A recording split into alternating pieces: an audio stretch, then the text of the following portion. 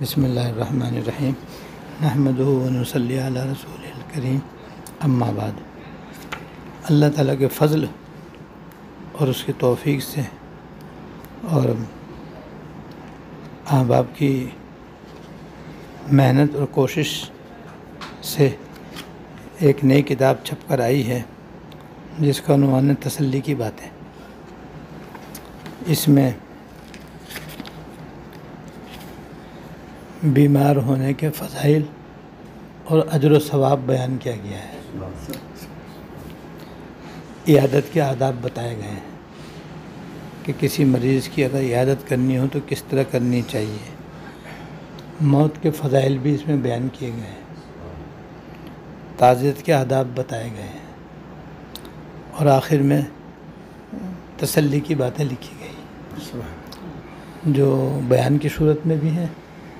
اور خطوط کی شکل میں بھی ہیں۔ اس میں سے ایک دو حدیثیں جی چاہتا ہے سناؤں۔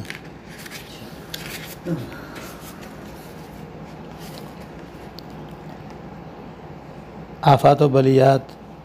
مصائب و آلام، بیماریوں پریشانیوں کے فضائل۔ حضرت ابو ہریرہ رضی اللہ تعالیٰ عنہ سے مروی ہے کہ آپ نے ارشاد فرمایا، اللہ تعالیٰ جس بندے یا بندی کے ساتھ بھلائی کا ارادہ فرماتے ہیں، اللہ تعالیٰ جس بندے یا بندی کے ساتھ بھلائی کا ارادہ فرماتے ہیں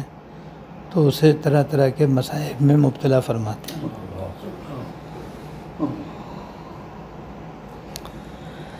چنانچہ دوسری حدیث میں ہے کہ حضرت ابو ہریرہ رضی اللہ تعالیٰ عنہ حضرت ابو سعید رضی اللہ تعالیٰ عنہما سے مروی ہے کہ حضور صلی اللہ علیہ وسلم نے فرمایا، مسلمان کو جب کوئی مصیبت پیش آتی ہے، خواہ وہ تھکن ہو یا کوئی دائمی بیماری ہو یا کوئی پریشانی ہو یا رنج و الم ہو یا کوئی اور تکلیف ہو اور غم ہو، یہاں تک کہ اگر کوئی کانٹا چبھ جائے، اللہ پاک اس کے ذریعے اس بندے اور بندی کے گناہ معاف فرماتے ہیں۔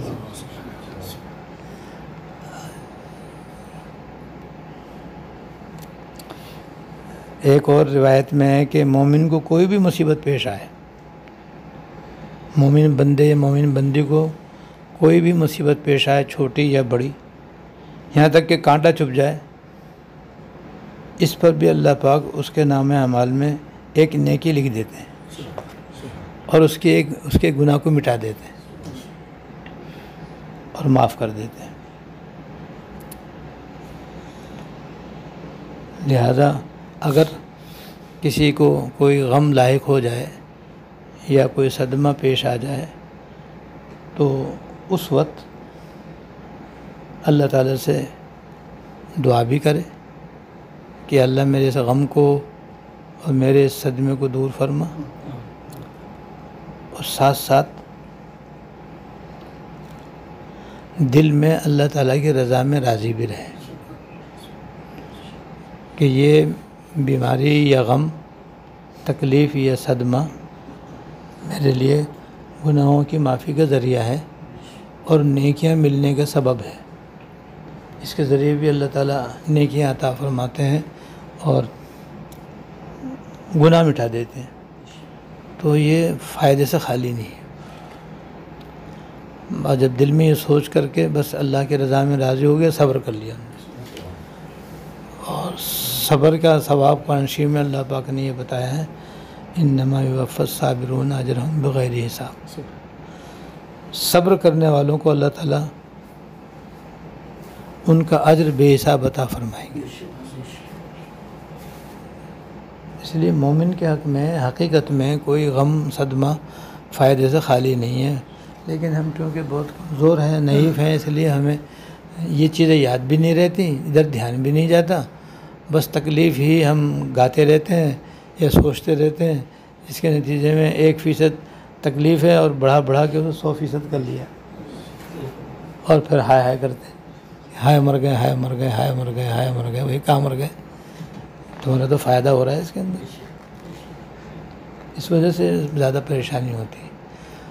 اور اگر یہ سب چیزیں ہم ذہن میں رکھیں اور اللہ تعالیٰ کی رضا میں راضی بھی ہو جائیں، یعنی صبر بھی کر لیں اور دعا بھی کر لیں، دعا بھی کر لیں، پھر غم کہاں ہے؟ پھر تکلیف ہی نہیں ہے، یعنی پھر وہ 100% تکلیف بھی ہے تو 1% رہ جائے گی اور ہلکی ہو جائے گی۔ یہی طریقہ ہے رنج و غم، صدمہ یا بیماری پیش آنے کے وقت عمل کرنے کا یہی طریقہ ہے کہ تکلیف تو آ گئی، غم تو ہو رہا ہے، تکلیف تو ہو رہی ہے، لیکن اب سب سے پہلے اللہ تعالیٰ کے رجوع ہو جاؤ کہ اس میں اللہ تعالیٰ کی حکمت ہے، کیونکہ اللہ تعالیٰ کی کوئی کام حکمت سے خالی نہیں، اور ان کی حکمت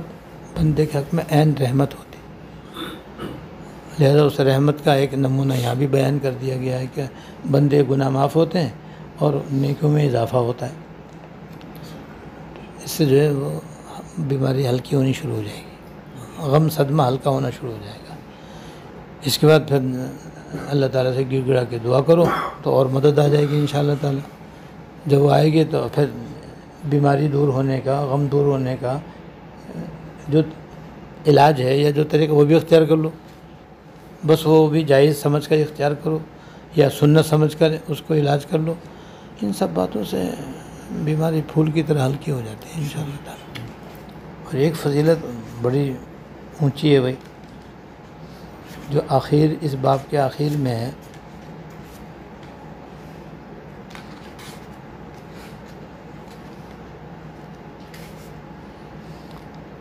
حضرت ابو ہریرہ رضی اللہ تعالیٰ عنہ سے مروی ہے کہ رسول اللہ صلی اللہ علیہ وسلم نے ارشاد فرمایا،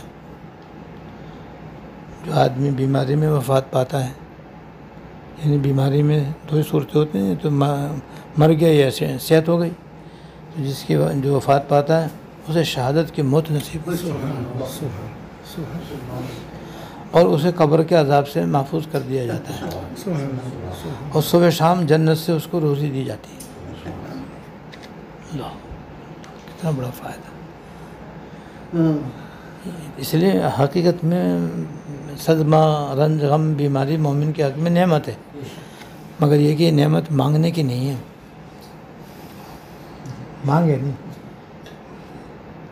خود بخود مل جائے تو پھر یہ چیزیں ذہن میں رکھ کر اس کو ہلکا کر لے تاکہ صبر آسان ہو جائے۔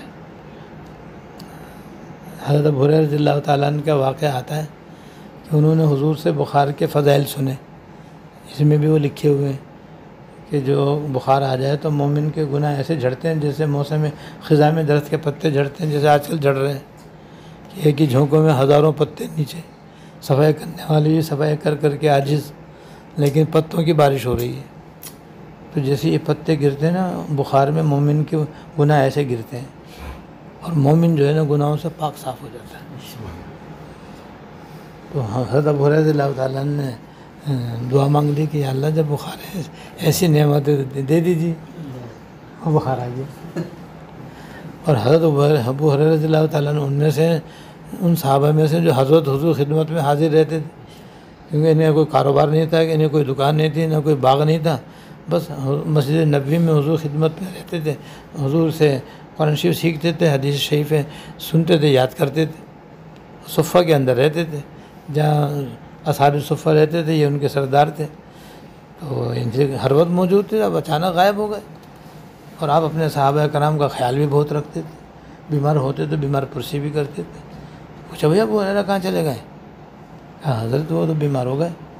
تو آپ تو بیمار پرسی کرنے کے لیے تشریف لے گئے۔ جب جا کر کے ان کو دیکھا تو وہ تو بالکل ہی زرد ہو رہے تھے، بالکل کمزوری سے، بیماری سے نڈھال، کمزور ہو گئے بالکل۔ پوچھا بولے کیا ہو گیا؟ کہ حضرت بخار آ گیا، جان ہی نہیں چھوڑ رہا، اور کہا تم نے دعا مانگی تھی کیا؟ یا انہوں نے کہا کہ حضور میں نے آپ سے فضیلت سنی تھی بخار کی تو میں نے دعا کر لی تھی، اب یہ آ گیا، اب یہ تو جان ہی نکال دی۔ ہمارے ابو ہریرہ میں نے یہ کب کہا تھا کہ دعا بھی کر لینا؟ میں نے یہ تھوڑی کہا تھا، بخار کی فضیلت ضرور میں نے بیان کی تھی، مگر یہ نہیں کہا تھا کہ تم بخار کی دعا بھی کر لینا۔ پھر حضور نے ان کے لیے دعا مانگی کہ یا اللہ اب انہوں نے تو مانگ کے اپنے آپ کو بخار میں مبتلا کر لیا، آپ اپنی رحمت سے میری دعا قبول کر کے ان کا بخار اتار دیجیے۔ جب جا کے ان کی جان چھوٹی۔ یہ جو مصیبتیں ہیں نا، بیماریاں ہیں، صدمات ہیں، غم ہیں، پریشانیاں، یہ مانگنے کی نہیں ہیں، مانگے نہیں، لیکن آ جائیں تو پھر یہ فضائل پڑھ کے سن کے یاد رکھ کر کے بس ان کو تازہ کر کے اللہ کی رضا میں راضی رہیں۔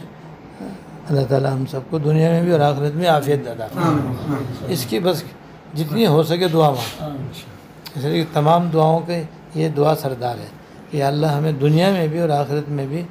ہر لمحہ ہر آن عافیت کاملہ عطا فرمائے، ہمیں بھی، ہماری اولاد و نسل کو بھی، ہمارے سارے احباب کو بھی، جتنے ساتھی ہمارے باہر بیٹھے ہیں ان کی بھی، اور جو شہر میں ہیں اور دوسرے ان سب کو، یا اللہ ہم سب کو عافیت کاملہ عطا فرمائے۔